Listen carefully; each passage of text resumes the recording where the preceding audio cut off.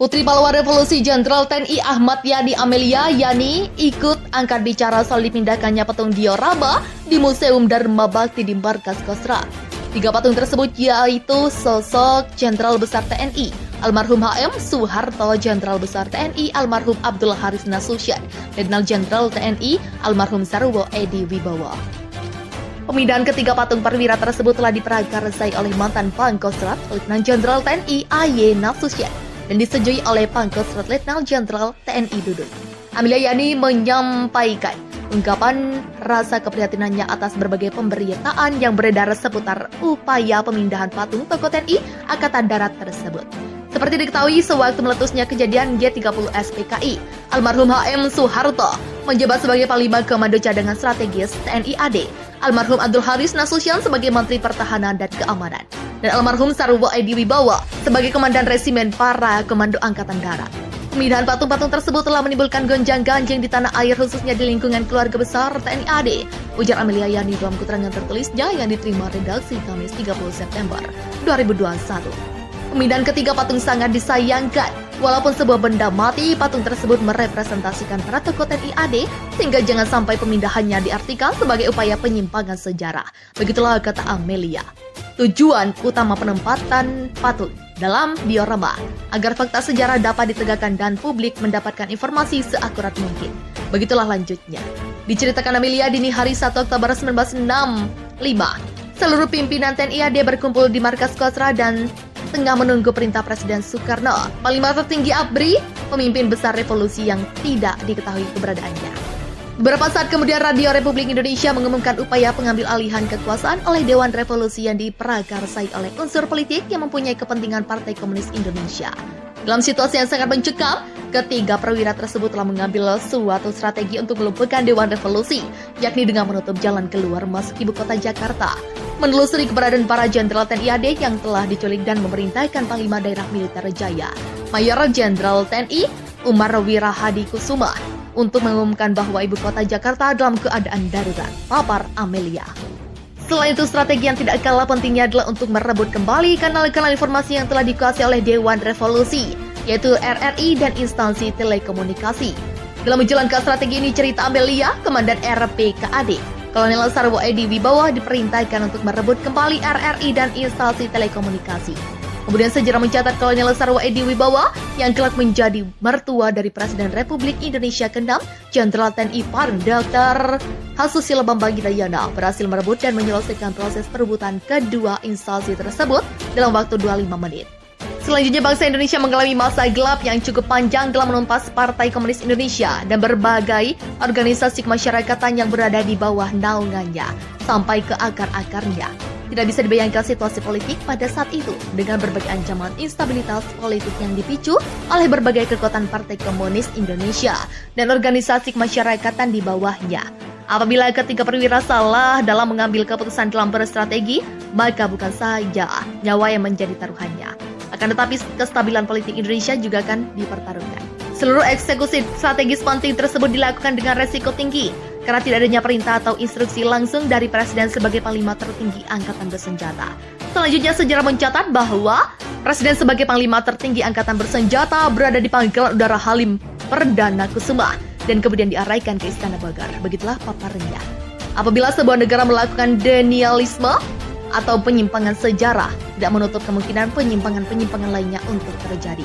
Lanjut Amelia.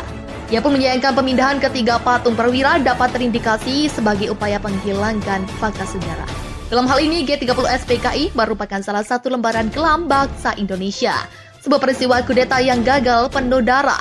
Berpuluh-puluh tahun setelah kejadian itu, 5-6 tahun bangsa Indonesia memendam luka, sudah saatnya kita melihat segala sesuatu secara optimis. Partai Komunis Indonesia sudah tidak ada, sudah musnah. Karena bangsa Indonesia sudah menentukan arah hidupnya, yaitu Pancasila. Tutup Amelia. Gatot sebut patung Soeharto hilang, tanda PKI susupi TNI. Rocky Gerung, Pangkostrat Dudung dekat dengan PDIP. Mantan Panglima TNI Jenderal Purnawirawan Gatot Nurmantio membuat geger publik usai menuding TNI telah disusupi oleh komunis alias PKI. Tudingan bahwa ada komunis alias PKI di institusi TNI tersebut dilontarkan Gatot Nurmantio menyusul hilangnya 3 patung jenderal TNI, termasuk patung Soeharto dari markas Museum Dharma Bakti di markas Kostrad. Menurut Gatot Nurmantio, hilangnya patung-patung penumpas PKI dari Museum Dharma Bakti itu menjadi bukti nyata jurang kehancuran berada di depan mata. Gatot Nurmantio juga meyakini ada indikasi upaya menghilangkan sejarah bagaimana para pemimpin saat itu melawan pemberontak PKI. Ini tunjukkan bahwa mau tidak mau kita harus akui, dalam menghadapi pemberontakan G30 SPKI, peran Kostrad, peran sosok Soeharto, Kopassus yang dulu resimen para komando dan Sarwo Edi, dan peran Jenderal Nasution. Peran KKO jelas akan dihapus dan 3 patung itu sekarang tidak ada, sudah bersih. Demikian kata Gatot saat menjadi pembicara pada webinar yang berjudul TNI versus PKI. Pernyataan yang disampaikan Gatot Nurmantio tersebut langsung beredar dan ditanggapi oleh sejumlah tokoh nasional, termasuk Rocky Gerung. Rocky Gerung bahkan mengaitkan hilangnya patung-patung jenderal TNI penumpas PKI itu erat kaitannya dengan Pangkostrat saat ini, yaitu Dudung Abdurrahman. Bahkan Rocky Gerung menilai bahwa ketiga patung jenderal TNI tersebut akan dikembalikan jikalau Dudung Abdurrahman tidak menjabat lagi sebagai Pangkostrat. Ini mungkin sekali nanti akan dikembalikan di orama itu kalau Pak Dudung bukan lagi Pangkostrat. Karena orang lihat kok di zaman Pak Dudung itu dihilangkan. Demikian ucapnya. Dikutip dari channel YouTube Rocky Gerung Official. Selain itu, Rocky Gerung tampak tidak berheranan dengan hilangnya 3 patung jenderal TNI penumpas PKI tersebut. Ia bahkan menilai bahwa PDIP ada di balik semua kejadian tersebut, sebab menurutnya, parol berlogo banteng itu sangat dekat dengan Pangkostrat Dudung Abdurrahman. Oleh karena itu, Rocky Gerung menyebut apabila suatu hari nanti Pangkostrat dijabat oleh orang yang tidak dekat dengan PDIP, maka kemungkinan besar ketiga patung jenderal TNI penumpasan PKI tersebut. Penumpas PKI tersebut akan dipulihkan dan dikembalikan ke tempat semula. Kita tahu Pak Dudung itu dekat sekali dengan PDIP. Nanti kalau ada Pangkostrat baru yang tidak dekat dengan PDIP, dia akan pulihkan lagi di orama itu. Demikian pungkasnya. TNI AY Nasution dan disetujui oleh Pangkostrat Letnan Jenderal TNI Dudung. Amelia Yani menyampaikan ungkapan rasa keprihatinannya atas berbagai pemberitaan yang beredar seputar upaya pemindahan patung tokoh TNI Angkatan Darat tersebut. Seperti diketahui, sewaktu meletusnya kejadian G30 SPKI, almarhum HM Soeharto menjabat sebagai Panglima Komando Cadangan Strategis TNI AD, almarhum Abdul Haris Nasution sebagai Menteri Pertahanan dan Keamanan, dan almarhum Sarwo Edi Wibowo sebagai Komandan Resimen para Komando Angkatan Darat.